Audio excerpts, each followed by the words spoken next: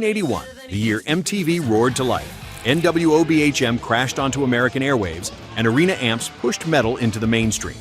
A handful of records transcended the charts and carved themselves into history.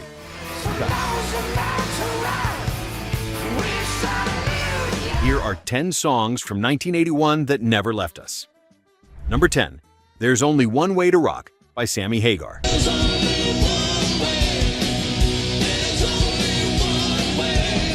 Engineer Jeff Workman kept a barely contained feedback squall in the final mix, a spontaneous moment captured at Goodnight LA Studios.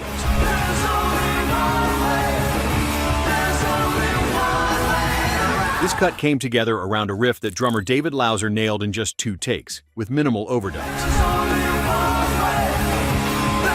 The phaser pedal left slightly out of calibration lent a swirling edge to the guitar solos, setting the track apart in 1981. The record hit number 31 on the charts that year, catching late-night FM airplay before landing on countless rock club playlists. This marked the first single by the group to break onto U.S. album-oriented rock stations, carving out a space for anthem-heavy hard rock in the new wave era. Number 9, Magic Power by Triumph.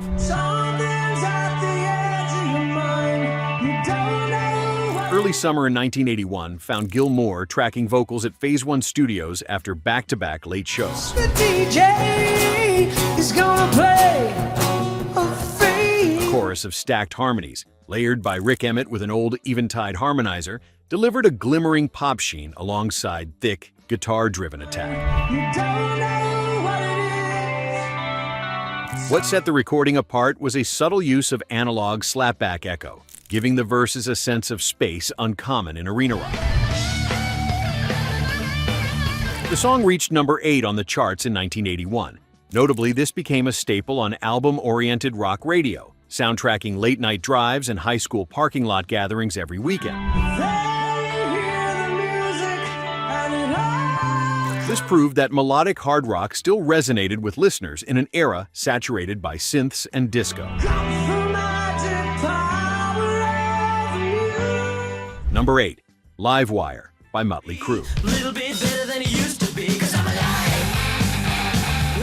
A grassroots buzz started when Hollywood club promoters handed out promo cassettes in the spring of 1981, sparking interest before a major release. At Hit City West, Mick Mars insisted on layering guitar distortion across multiple amps to get the aggressive edge heard on this cut. The opening riff, rumored to come together in a single afternoon, anchored the track's signature energy. This single shot to number 24 on the charts, crossing over from LA rock clubs to regional radio airwaves quickly. Historic for launching a new wave of glam-infused metal, this was the first time a local scene sound exploded nationwide on the strength of raw energy alone. Number 7, The Mob Rules by Black Sabbath. Rising out of the turbulence surrounding the band in 1981, this track captured the mood of heavy metal's darker evolution. Brooklyn's record plant became home base for Vinny Appice's thunderous drums, dialed in with producer Martin Birch's signature close miking technique. The take that made the record was driven by a haunting chorus pedal, shaping the thick atmosphere.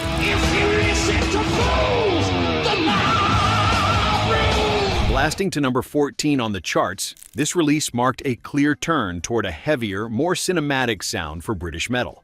Decades-y. Later, fans still cite this as the bridge between classic metal and the genre's harder, grander forms.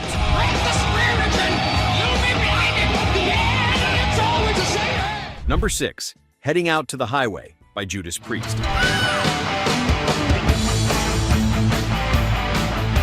The road trip through the Arizona desert fueled vocalist Rob Halford's inspiration for this track, his lyrics written on wrinkled receipts between tour stops.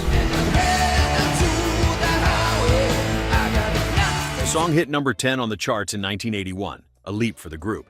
At Ibiza Sound Studios, Glenn Tipton crafted the main guitar lick using a borrowed flanger pedal and an oddball stage amp, lending a unique shimmer to the song's drive. Fans blasted this tune from convertible radios during the summer, often adding it to their road trip mixtapes. The release made it clear that stripped-down, highway-ready riffs could still dominate the hard rock landscape. Let's take a quick pause before we continue. Which one of these songs brought a memory flooding back? A favorite track, a forgotten moment, or a riff you suddenly remembered note for note? And speaking of memories, where are you watching from? We've got people tuning in from New York, Chicago, Dallas, Phoenix, and tiny hometowns in between, all reliving these songs together. And tell us, what's your personal pick for the most overlooked hit of 1981? Number 5, Bringin' on the Heartbreak by Def Leppard. Bassist Rick Savage opened rehearsals with a simple chord pattern that producer Robert John Mutt Lange heard potential in. This single broke into the top 20 on the charts before the group's MTV rotation began to snowball. Lange encouraged the band to double-track the main guitars, lending the recording a massive glassy sheen. As a memorable quirk, Rick Allen's snare was dampened with a rolled-up t-shirt, a studio trick kept even for live shows.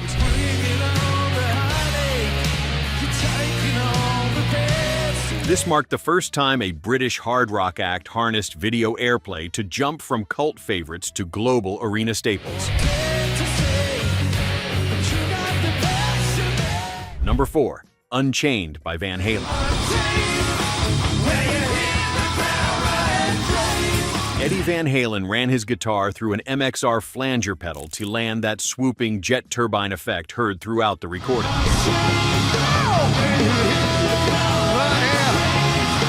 Sunset Sound, engineer Don Landy left the drum mics partially covered with packing blanket scraps, trapping just enough roominess on Alex Van Halen's snare hits. The track soared to number 13 on the charts, dominating rock station requests and quickly landing on many GarageBand setlists.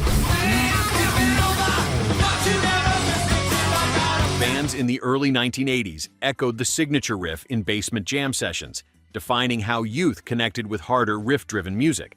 This proved specialty effects could recast even familiar hard rock into something revolutionary. Number 3, Burnin' For You by Blue Öyster Cult.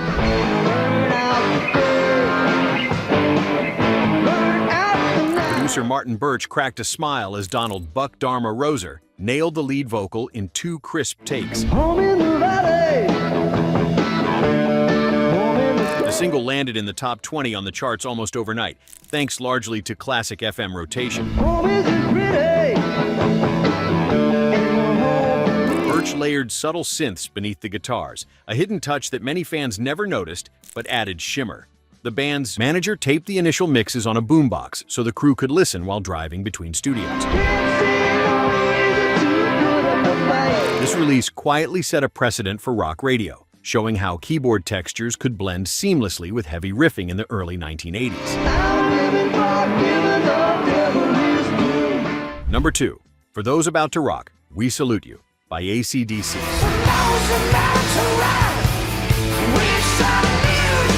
A cannon blast echoed through the Paris studio as Phil Rudd nailed the drum takes. Released in late 1981, the song catapulted to number 15 on the charts. Producer Robert John Mutt Lange brought in sound effects equipment to recreate battlefield artillery. The same gear was used to layer multiple tracks for a thunderous climax. The tune became a staple at stadium concerts, with fans mimicking the cannon blast using anything at hand. This proved that larger-than-life production tricks, when combined with raw rock energy, could be both spectacle and signature for an era. Number 1, Crazy Train by Ozzy Osbourne. Bassist Bob Daisley refined lyrics with Ozzy Osbourne after the lead guitar line came together at Ridge Farm Studio. The cut rocketed to number 9 on the charts in 1981, turning into a mainstay for guitarists learning two-hand tapping techniques. Randy Rhoads used a custom pedal board with a rare analog delay, resulting in the swirling, piercing tone that defined the solo section. Music store owners reported a surge of kids buying tabs and picking up the signature intro riff on afternoons after school. This marked the moment that heavy metal technique crossed from the underground into the broader popular culture.